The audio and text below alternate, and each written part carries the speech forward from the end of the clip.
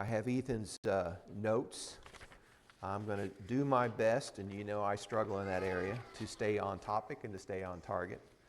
But I'm going to try to stay with the themes and the ideas that he's been preparing for us. We are introducing fact number 5. And fact number 5 is the emptiness of the tomb. Jesus' tomb was discovered empty when it had been the resting place of our Savior.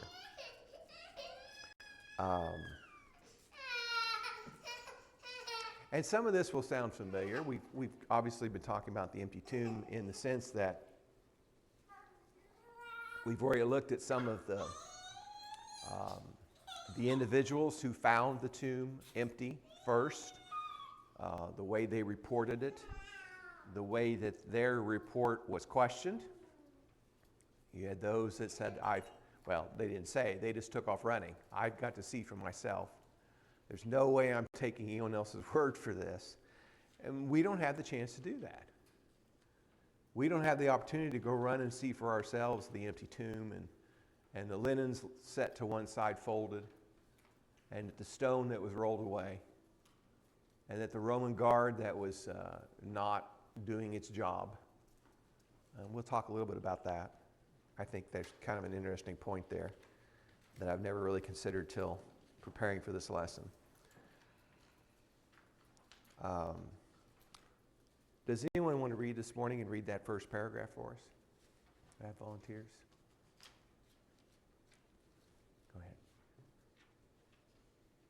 In our key text for this class, 1 Corinthians 15, 3 through 8, Paul writes that Jesus was buried, was raised on the third day, and then appeared alive to several hundred people. Obviously, then, the claim is Jesus wasn't still dead in Joseph's tomb. In fact, Jesus' disciples began to claim that his tomb was empty. In this section, we're going to talk about Jesus' tomb being empty as a bedrock fact. The Gospels and Acts are unanimous that the claim of the apostles was that they found Jesus' tomb empty on the Sunday after he was crucified. All right. Ethan says, as a disclaimer, the empty tomb does not strictly qualify as a minimal fact. Remember, he's defined these things we could take as fact as those where maybe not everybody, but the overwhelming majority of both skeptics, scholars, and lay people would look at something and say that is a fact. And the historic presence of Jesus on the earth is a fact. There's no denying that there was an early church that's been established both with words from the Bible, but also external documentation and external history. These things are facts. He says this doesn't strictly qualify because not everyone agrees that this is a true statement. However, most scholars on the relevant subject do agree that it's true. This means the reality of the empty tomb is not where the key disagreements happen. Instead, the decisive point is the explanation for why the tomb would be empty. So, again, you can sort of put on your conspiracy caps and have alternate explanations. Would these alternate explanations have been exclusive to the skeptic of today? Or were there alternate explanations in the days that this occurred? Or at least speculation. Well, the one I can think of off the top of my head is that they specifically, I think it's Matthew 27, later on in the chapter, they say that, we'll just go around and say that the body got stolen. Right. And who made that assertion? The Jewish leaders wanted people to believe that they paid Yeah. people to say that. I would say the council, at least, would have been authorizing this. So let's go over to Matthew 27 and verse 62.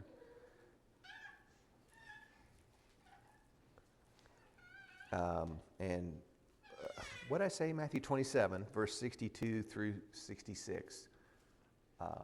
Zach, can you be a reader for us? Yeah. Do you remember where Matthew is? Oh yeah, I got it. Okay. After you, what was that? 27, beginning verse 62 to the end of the chapter.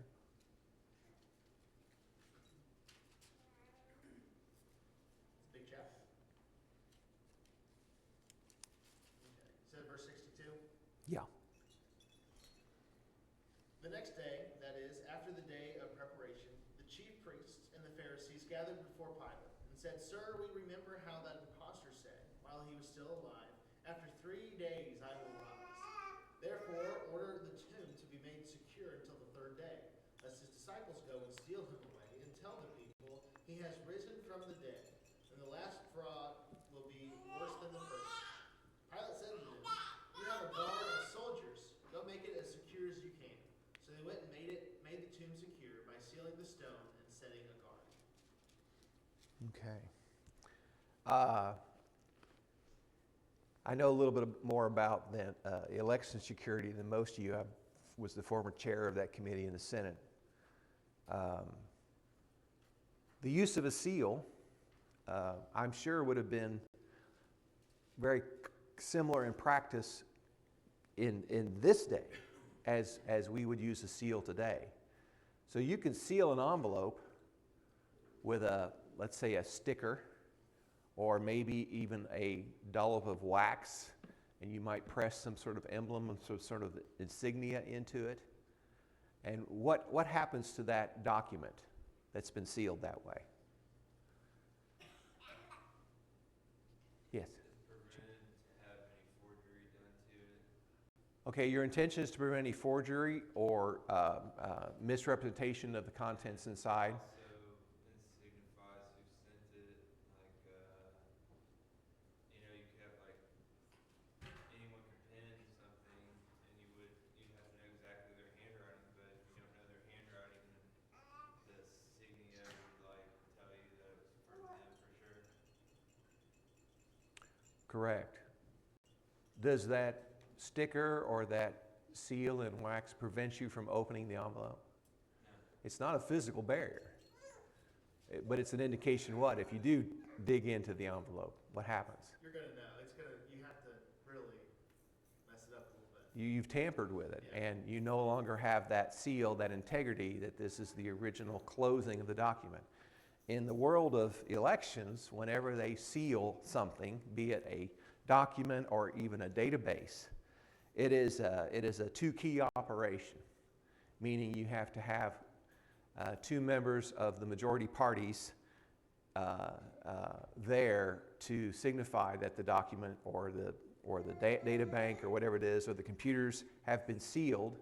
It doesn't prevent you from tampering, but you're going to need two keys, for example, to get into the locked room where the voting machines are stored. Okay?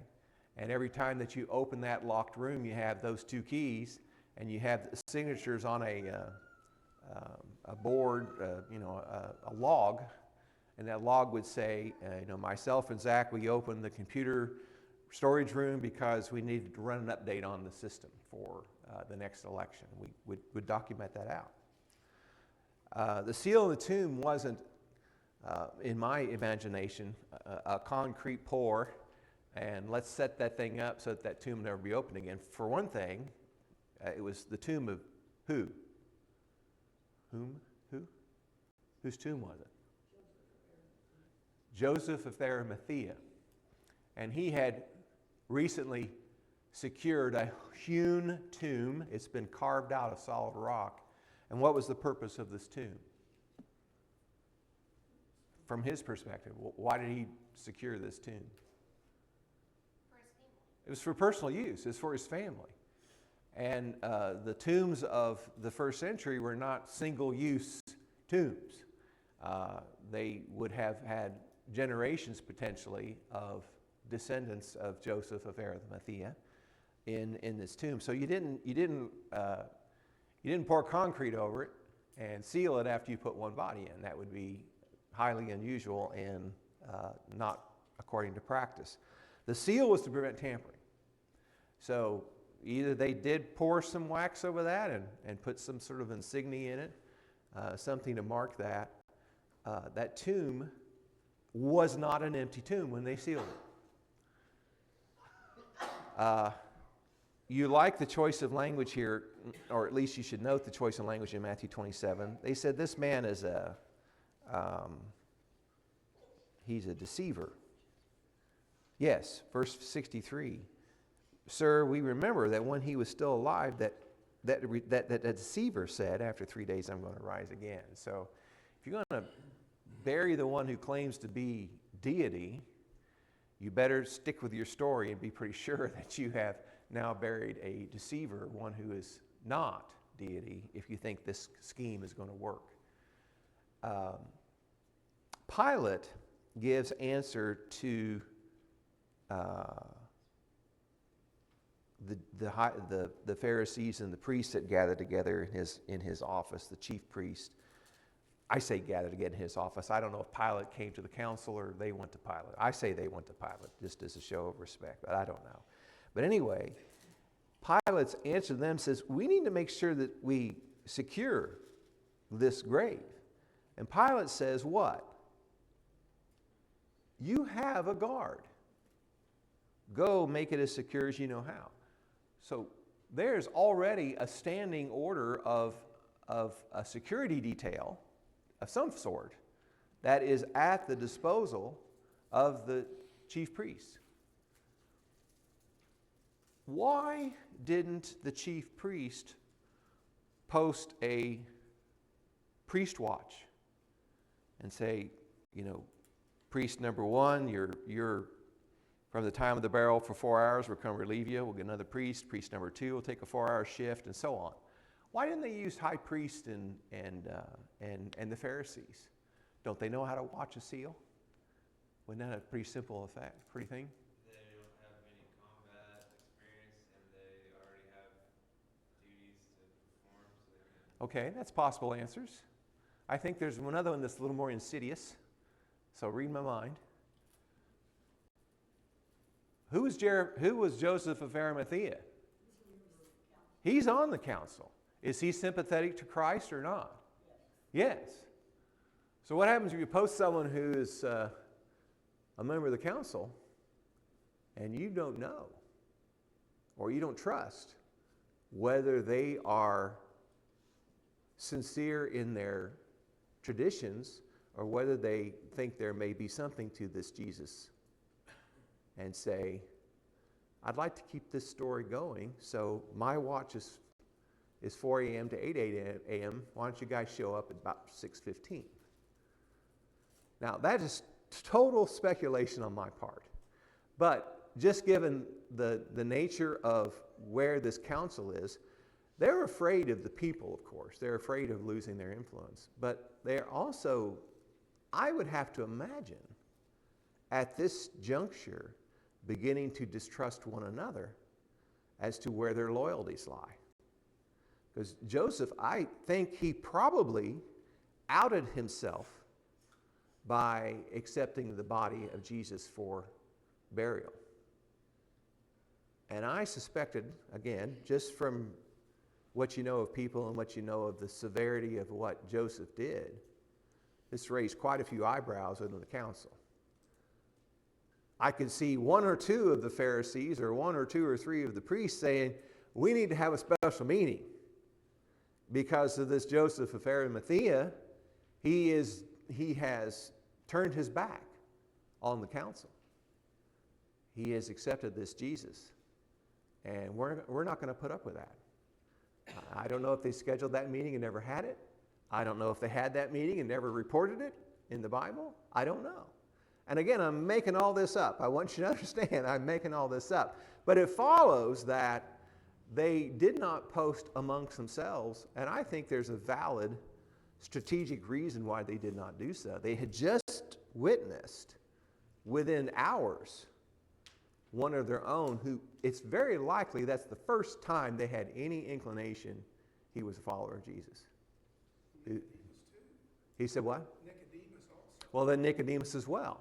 So you've got those on the council that are like, guys, wait a minute. Are you so sure about this? So it's just, it's an observation of human nature. It's an observation of the way things are within the, I hate to say the politics within the council, but there was there was some politics involved in why they used their Roman cohorts to watch a sealed grave instead of posting what you would think is the trusted inner circle. I suspect that the trust within the inner circle is beginning to erode at this point already. It does show that they took this serious. They didn't just flippantly guard the tomb. They're like, we want to make sure Yeah. that nothing happens to this. So obviously there was some doubt or some thought in their minds. But you think of Joseph, he was a man of influence and well thought of. Mhm. So, you know, there, like you say, there could be things within the council because he was a person of influence and people may have felt that people would pay more attention to him. The other members of the council might because of his influence and because he was well thought of.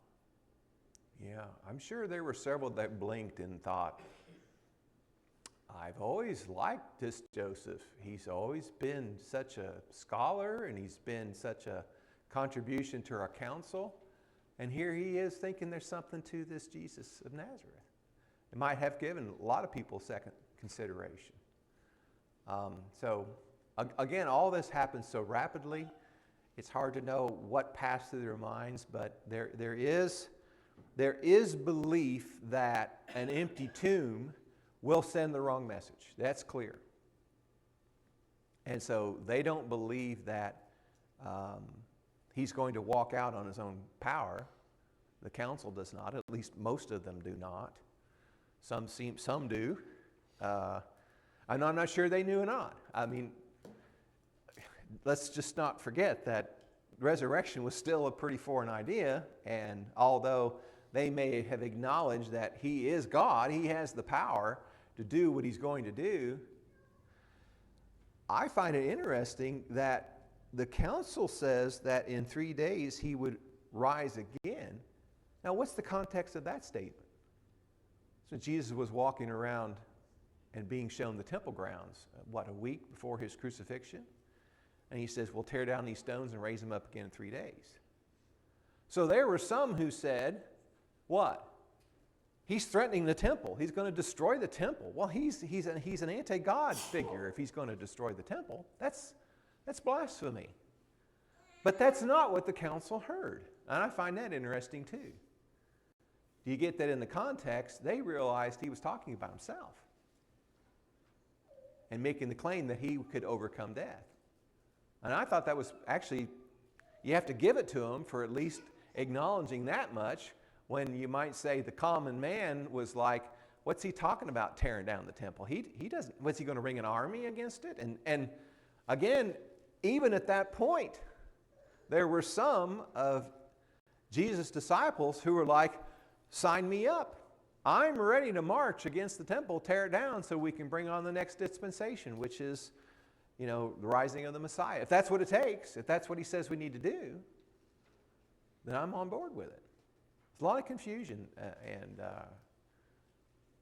it's hard to know what's going through everyone's mind, but I guess the details that we have here do indicate these are real people who have thought this through and have said that an empty tomb is going to cause us a lot of trouble.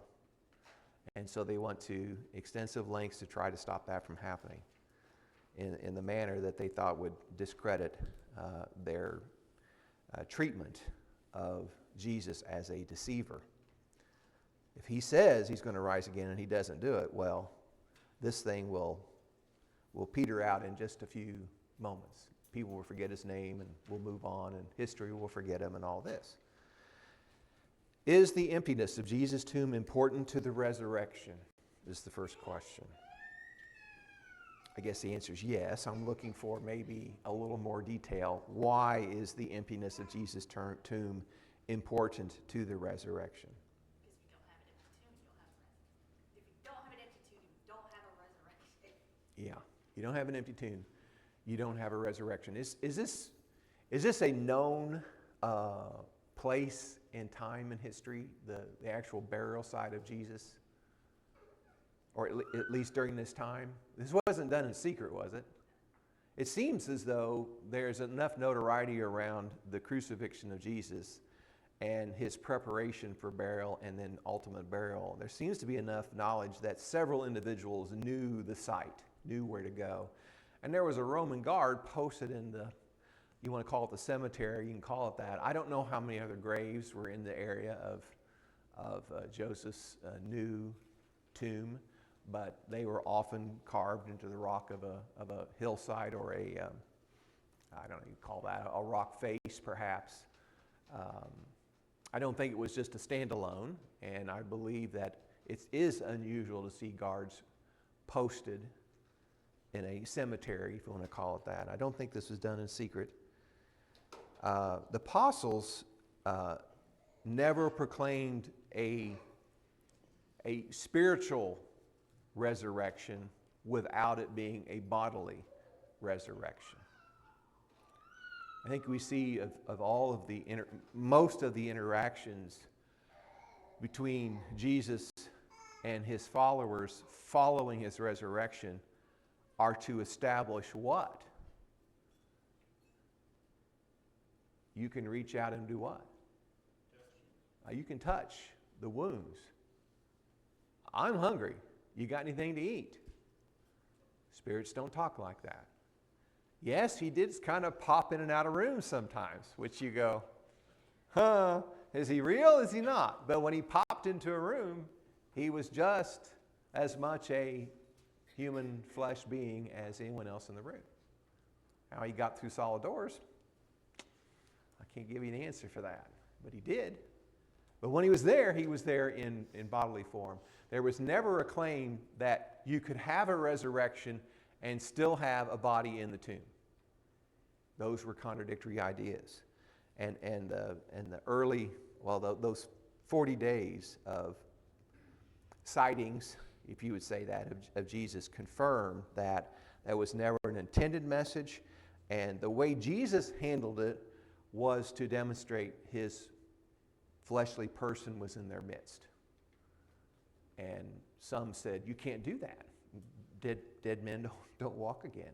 We're not accepting that as truth. And he'd say, the evidence is right here. And you do what you want with it. But here I am. The language itself in the scripture says he was buried and then he arose. There are other languages about death and burial and resurrection which follow but not in the same pattern as the resurrection of Christ. When we talk about a death later in the scriptures, in the Corinthian letter, that which is buried is corruption, but that which is raised is what?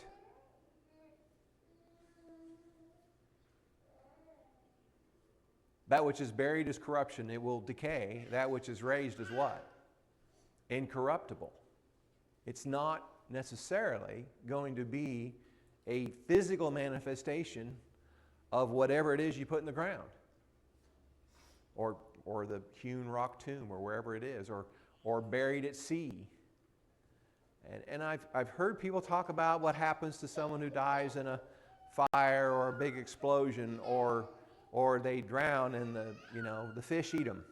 What are we going to do about how can that person be resurrected? Well, Scripture doesn't say we have to have a physical body in order to have the resurrection of the soul. But in the case of Christ, it was established that his physical body was going to rise from the grave. The language is just different than it is elsewhere. Matthew 2 is another place we could turn to for some language that might help us. So this is the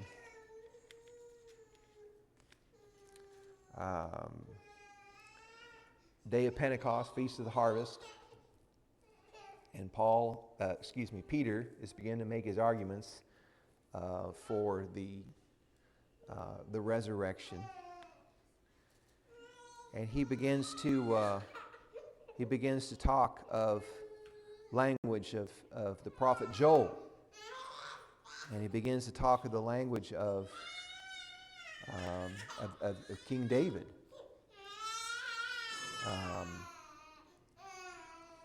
Here about verse 29. Well, let's see. Verse 25 of Acts chapter 2. Can I have a reader for Acts 2:25 through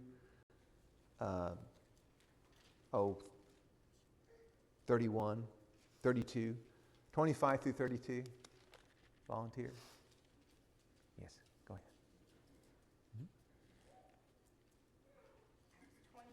Acts 2:25. Yeah. Okay. For David says concerning him, I foresaw the Lord always before my face, for he is right at my right hand, that I may not be shaken. Therefore my heart rejoiced and my tongue was glad. Moreover, my flesh also will rest in hope. For you will not leave my sworn enemies, nor will you allow your Holy One to see corruption. You have always made known to me the ways of life. You will make me full of joy in your presence. Men and brethren, let me speak freely to you of the patriarch David, that he is both dead and buried, and his tomb is with us to this day. Therefore, being a prophet, and knowing that God has sworn with an oath to him that of the fruit of his body according to the flesh, he would raise up the Christ to sit on his throne. He, foreseeing this, spoke concerning the resurrection of the Christ, that his soul was not left in Hades, nor did his flesh see corruption. Okay. I didn't quite hear altogether, so I'm going to verify. You have Hades both in verse 27 and in verse 31 of your translation? That the soul was not abandoned to Hades. And what translation are you reading from? New King James. Does anyone have a word other than Hades in the translation they have in front of them? Grave. Okay. And what translation? NIV. I've got New American Standard, and it stays with Hades. So what is Hades? What is the grave? Land of the dead. The good land of the dead or the bad land of the dead? It's the land of the dead. It's a holding tank of the souls. There's some argument as to whether Hades is even occupied at this point in time or not, because the blood sacrifice of Jesus has removed the sins of the saints of prior generations and prior dispensations. I tend to think that the 144,000 at the throne in the Revelation letter were former occupants, if you want to say that, of Hades. That's my belief on that. And some have different ideas that Hades will continue to be a holding reserve, a place of the dead, the grave, until a final judgment on the earth where it's destroyed. But that's not Peter's point in any of this. Peter's point is, this is King David in Psalms 16, I think it is. I probably should have written that down somewhere. Talking about that there would not be an abandonment of the soul to the realm of the dead or Hades, nor shall thy Holy One undergo decay. So it's an indication that there was a foreshadowing of this physical resurrection of Jesus. Up until Peter using this piece of the book of Psalms in the context he's using it, how did most scholars of the day understand this reference to apply to? Who did they think David was talking about?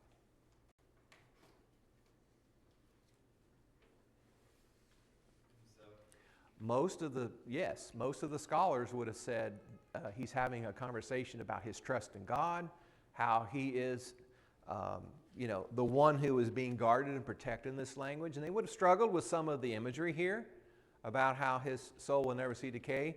What was Peter's point in using that in the context of the resurrection of Christ. What did he say about David in Acts 2? That basically he's still dead. He's still dead, guys. Do we know where his tomb is? At least in the first century. What's the answer? I'm sorry? They knew where David's tomb was. He says, I am going to confidently say to you in verse 29 regarding the patriarch David, that he both died and was buried, and his tomb is with us to this day. It wasn't guarded over. It wasn't sealed in the manner that Jesus' tomb was sealed. You know, I used to think that was like saran wrap, or, you know, what do you do to seal a tomb? It didn't dawn on me that until I got older that the point of sealing the tomb was to prevent tampering, not to create a airtight lid. But David's tomb had never been, the stone had not been rolled back, as far as I know, to confirm the bones of David. That would have been sort of ridiculous, because David never claimed to have risen from the dead, and they have no evidence that there was any physical resurrection of King David. And yet, if you were looking to try to find confirmation of Psalm 16, you might say, well, if he never saw decay, maybe he's not in there. You know, I don't know. You know, Bible classes can get off track sometimes. I can see some of these conversations going on among the Jews in the various studies that they had, saying, no, maybe David is not in the tomb. And Brother Elias, you're crazy. We don't listen to that. Whatever. But that was the point of his argument. He's still in the ground. He's still dead. At some point, they would have gone back into David's tomb and put his bones in the ossuary, probably. So they would have verified many years ago that Yeah. he was dead. I think that's probably true. There were many historical characters where their bones were actually picked up and moved, or at least visited in the catacombs when others were added to the family tomb, so to speak. Yes, sir. Have you ever noticed that the first century Jews were always saying, like, we're the sons of Adam, or Abraham, Moses, and David, but they never, like, say they're sons of these prophets that were persecuted and stuff, like they had favoritism towards them? Yeah, they had their favorites, didn't they? They kind of picked and chose. Sometimes it's kind of tough to say, yeah, my ancestors did persecute the prophets, and God put his hand on them so that we knew they were legitimate prophets. None of them are going to debate King David, though, were they?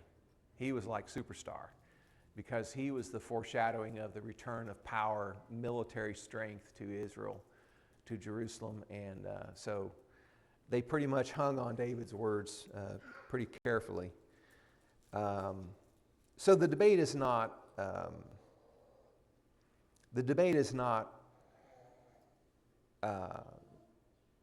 really, is the tomb empty or not, as much as it is, why would it have been emptied, in what manner? And so there was still controversy over the manner in which the tomb was found empty.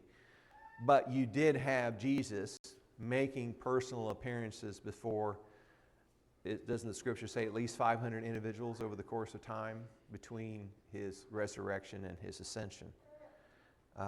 So what those 500 were saying and doing and repeating, again, the early history of the church is an oral testimony. It is people that say, I saw this. And it was people that saying, Jesus told me that. And people saying, the apostles performed this miracle, so that I know God was with them, so that when they preached this, we knew it had been confirmed by God himself. Any other thoughts? Or I took us on a few tangents, not too bad, but any other thoughts on the first question we didn't cover? Yes, sir. The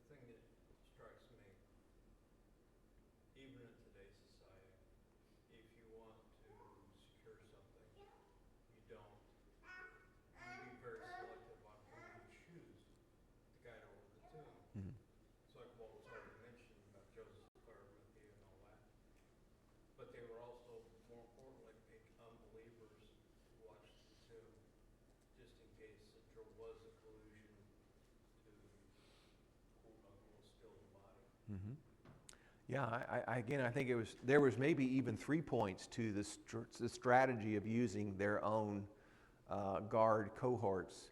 One is they didn't have that conflict with them being believers that would have helped some of the other believers. I don't think they trusted necessarily their own members to do this because of the breaking of ranks that some had already demonstrated. I think the third issue was a simple matter of they were in preparation for the Passover, and they didn't want to be defiled with a dead body in terms of that's a big holiday, that's a big event for the Jewish people and the council, and it's like you have the heads of the families going, okay, we're going to make all this preparation, and I've got to distribute these foods in certain order, and I've got to, and oh man, having to go guard a grave is just going to mess that all up because I can't do all that if I have to then be purified before I can be part of any kind of gathering of people. It was very inconvenient. So there's at least 3 valid reasons, and I think that one's more important to recognize. Anything else? All right. The burial of Jesus and the empty tomb. The burial of Jesus is very important when considering the empty tomb. This is because if it was well known how Jesus was buried and where, then it would have been easy to reliably establish that the body is missing. I think we've established that it probably was well known, or at least known among the circles of people that needed to know. So let's mention some of the key details that were provided or discussed in Fact 2. So some of this is reestablishing some of the things we've already looked at. The specific details of the burial. The accounts of Jesus' burial give a lot of incidental details like the day, the time, and the concerns of Jewish purity laws, and the women witnessing the burial recorded in Mark chapter 15. So it looks like we'll kind of start there then. Think about the details that are given in support of what is transpiring. And I want you to do this. There was many, many years ago, our youngest daughter, Rebecca, was being watched for a couple hours in an afternoon at a friend's house. And it was time for Rebecca to go home, and she was picked up, and the mom who was watching Rebecca said, "Oh, we had a great time. She's just lovely." And well, we talked about her horse, and she told me all about her horse. And Allison says, she doesn't have a horse. Oh, she told me her horse's name, where he lives. He lives on Grandpa's farm, his colorings, how she likes to feed him grass and ride. And no, there's no horse. This kid I don't know how old she was, 3 or 4, just totally blew away this mom with all the details she provided regarding her horse. And I forget the name. I wish I remembered. But how easy would it have been for that story to crumble with all those details? You could go down to John Lee's farm and you could look for horses and you won't find one. John Lee's going to deny there's ever been a horse on the property as far as I know when he was living. So the more details, the more embellishment that you give to any story, the more easy it is to tear it down. Okay? So think in those terms in regards to the specific details of the burial, and we'll pick up there. All right, thanks for all your